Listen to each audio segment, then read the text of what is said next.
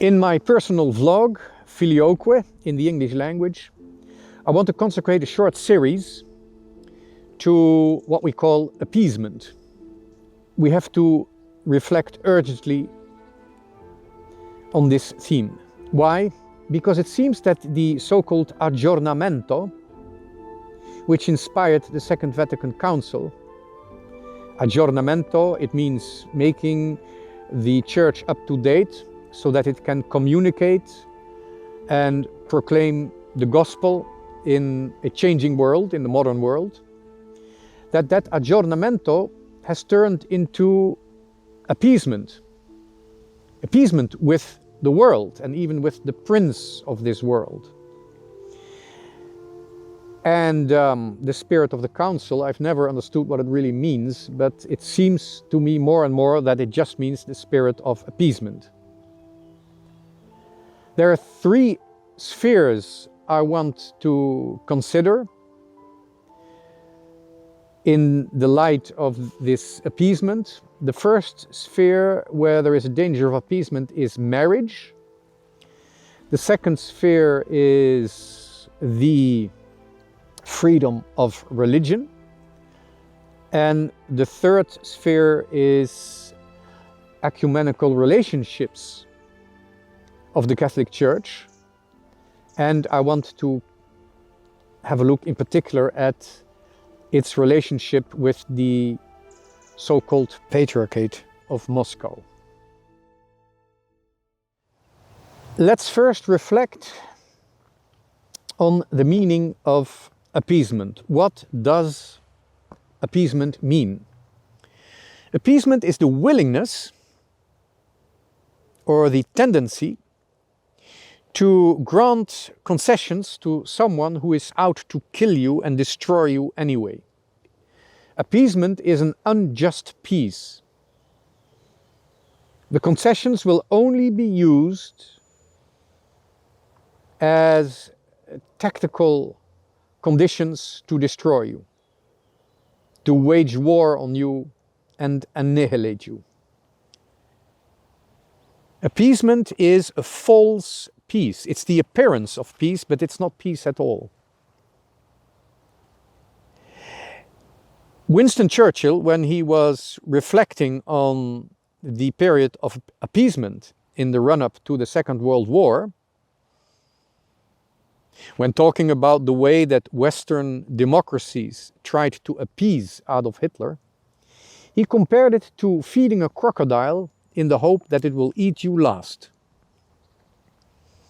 Feeding the crocodile, satisfying the crocodile, in the hope that it will devour you, it will destroy you last. Appeasement is a peace for cowards, for people who do not care about their loved ones. Appeasement is a peace for people that do not care about the innocent that are going to be killed before they themselves are killed. That's what appeasement is all about. And when we look at the church today, we see that the countries where the church built civilization and inspired the culture, that especially in those countries the church is very rapidly disintegrating, or one could even say it has disintegrated already, and what's left of it is going to disappear very soon if we don't do something about it. And it seems to me that the optimism of the 60s and the 70s, which was inspired by this Aggiornamento, this updating the church, that this optimism, this Aggiornamento, has changed actually into some kind of appeasement with the prince of the world. Aggiornamento means literally updating something, making it ready for today, making the church capable of communicating and proclaiming the gospel of Jesus Christ in the modern, ever-changing world. Aggiornamento. But when you look at it over the last 50 years, it seems that this inspiration of aggiornamento has more and more changed into a spirit of appeasement. Apparent reconciliation with a world that does not want to receive the gospel, or even worse, that wants to save itself.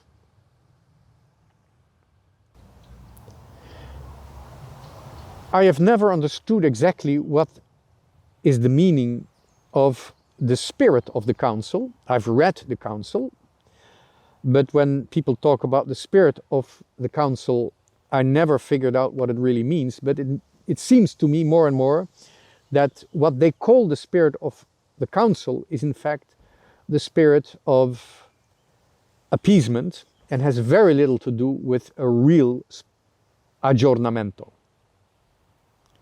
So I want to reflect on 3 levels where it seems to me there has been a very thorough appeasement with the spirit of the world,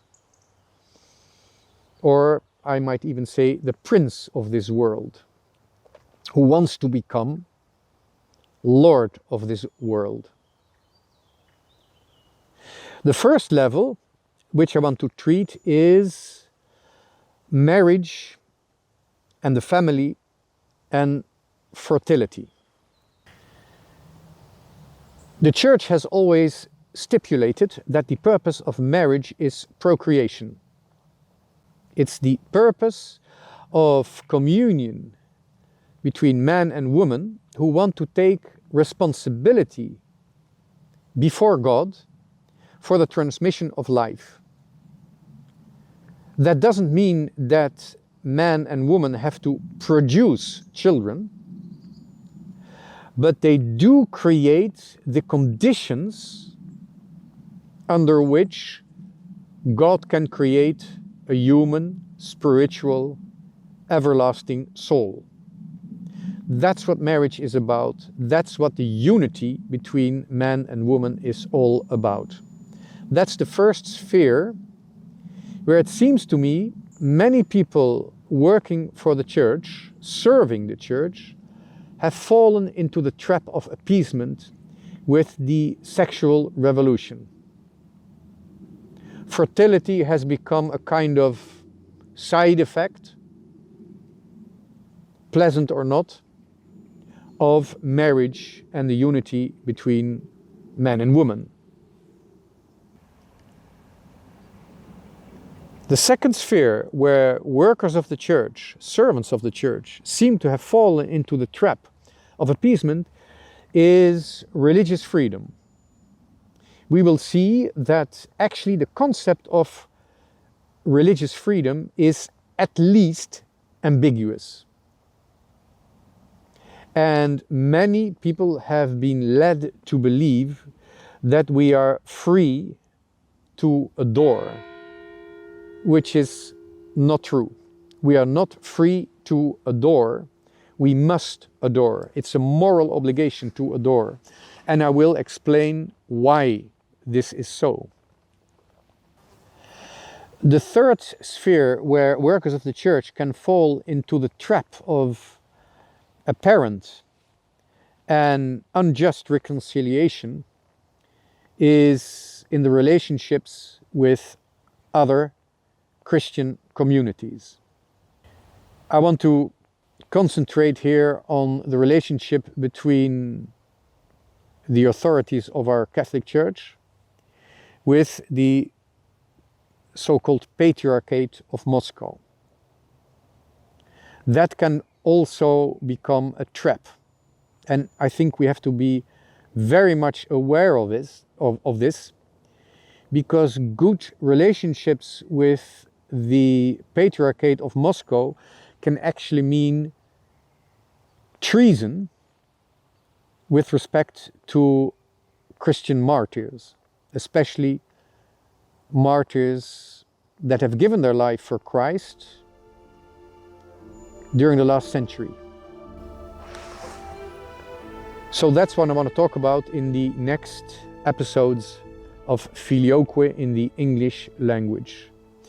3 spheres where we face a danger of appeasement: marriage, religious freedom, and our relationship with Moscow.